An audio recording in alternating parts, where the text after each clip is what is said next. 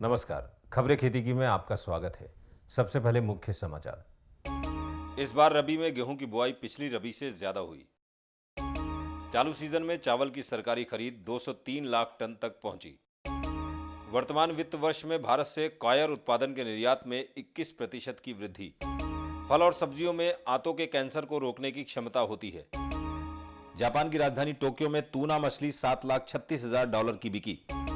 और अब खबरें विस्तार से। चालू रबी में गेहूं की बुआई बढ़कर 295.33 लाख हेक्टेयर में हो चुकी है, जबकि पिछले साल की समान अवधि में इसकी बुआई 291.63 लाख हेक्टेयर में ही हुई थी। रबी की अन्य फसलों में तिलहन, दलहन और मोटे अनाजों की बुआई में पिछले साल की तुलना में कमी आई है। कृषि मंत्रालय द्वारा जारी बुआई आंकड़ों के अनुसार चालू रबी में तिलहनों की बुआई 84.35 लाख हेक्टेयर में ही हो पाई है, जबकि पिछले साल की समान अवधि में इनकी बुआई 93.15 लाख हेक्टेयर में हुई है, जबकि पिछले साल इस समय तक 146.76 लाख हेक्टेयर में बुआई हुई थी। मोटे अनाजों मक्का, जौ और ज्वार की बुआई चालू रबी में अभी तक 58.50 लाख हेक्टेयर में ही हुई है, जबकि पिछले साल की समान अवधि में इनकी बुआई 59.43 लाख हेक्टेयर में हो चुकी थी।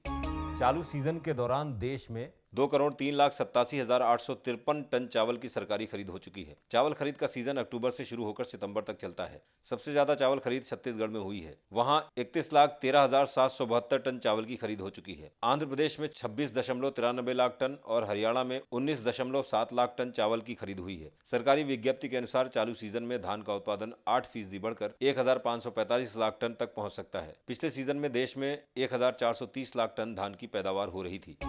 भारत से चालू वित्त वर्ष के पहले 8 महीनों में अप्रैल नवंबर के दौरान कॉयर और कॉयर उत्पादों का निर्यात 21% बढ़कर 2.40 लाख टन हो गया। बोर्ड के अनुसार कॉयर निर्यात इस समान अवधि के दौरान मूल्य के लिहाज से 17% बढ़कर 561.85 करोड़ रुपए का हो गया। बीते साल की समान अवधि में देश से 1.98 लाख टन कॉयर और कॉयर से बने उत्पादों का निर्यात किया गया था। मूल्य के लिहाज से 478.32 करोड़ रुपए का निर्यात हुआ था। भारत से दुनिया के 97 देशों में कॉयर और इसके उत्पादों का निर्यात होता है। भारतीय कॉयर का सबसे बड़ा निर्यात बाजार अमेरिका में है।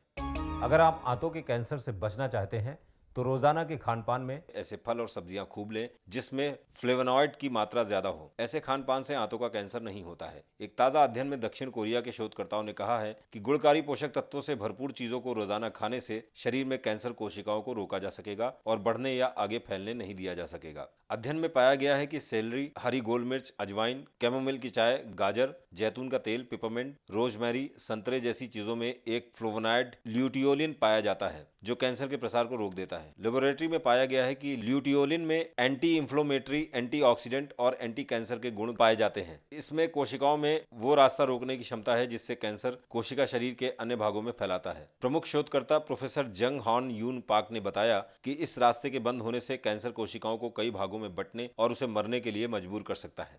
पिछले दिनों विश्व के सी फूड उद्योग में उस समय तहलका मच गया जब एक टूना मछली जापान में $7,36,000 की बिकी। जापान की मुद्रा येन है और येन में इसकी कीमत 564,90,000 येन थी। इस टूना मछली का वजन 269 किलोग्राम था। ये ब्लूफिन टूना थी जिसके फिन यानी पंख नीले रंग के थे। 1 किलोग्राम टूना के दाम 2,10,000 येन बैठते हैं। ये टोक्यो के सुकीजो मछली बाजार में सन 2012 की पहली नीलामी थी और उस समय नववर्ष के उत्सव का वातावरण था। ब्लूफिन टूना का लाल मांस ऊंची क्वालिटी का माना जाता है। इस ब्लूफिन टूना को कियोशी किमुरा ने खरीदा।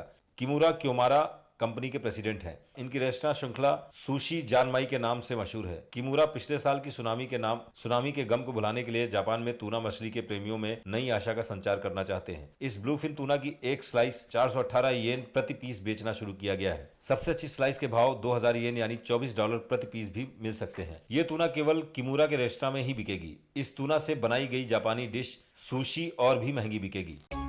और आइए अब डालते हैं अंडमान निकोबार द्वीप समूह के मौसम पर एक नजर। मौसम विभाग द्वारा मिली जानकारी के अनुसार अंडमान निकोबार द्वीप समूह के अलग अलग भागों में आमतौर पर धूप खिली रहने और मौसम के गर्म रहने की संभावना है। साथ ही कहीं कहीं आंशिक रूप से बादल छाए रहने के भी संकेत हैं। अगले 24 घंटों में न्यूनतम तापमान 27 डिग्री सेल्सियस और अधिकतम तापमान 28 डिग्री सेल्सियस रहने का अनुमान है। और इसी के साथ खबरें खेती की यहीं पर समाप्त होता है। नमस्कार।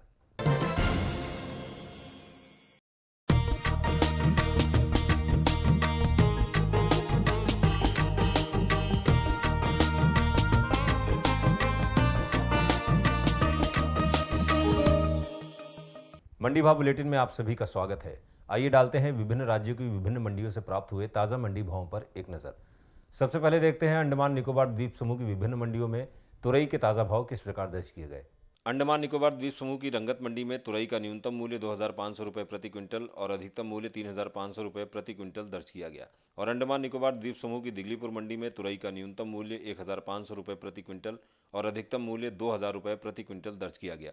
तमिलनाडु की विभिन्न मंडियों में रुई के ताजा भाव इस प्रकार रहे। तमिलनाडु की करमनतुरई मंडी में रुई का न्यूनतम मूल्य 3,500 रुपये प्रति क्विंटल और अधिकतम मूल्य 4,000 रुपये प्रति क्विंटल दर्ज किया गया। और तमिलनाडु की तिरुचेंगोडे मंडी में रुई का न्यूनतम मूल्य 5,100 रुपये प्रति क्विंटल और अधिकतम मूल्य 5,400 रुपये प्रति क्विंटल दर्ज किया गया।